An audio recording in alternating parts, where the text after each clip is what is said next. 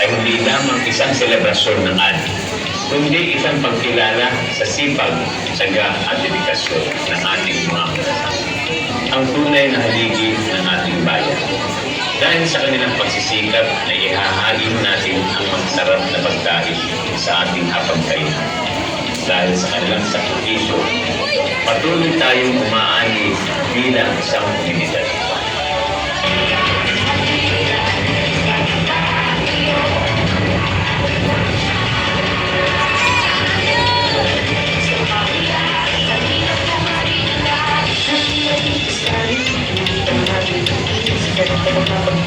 Thank you.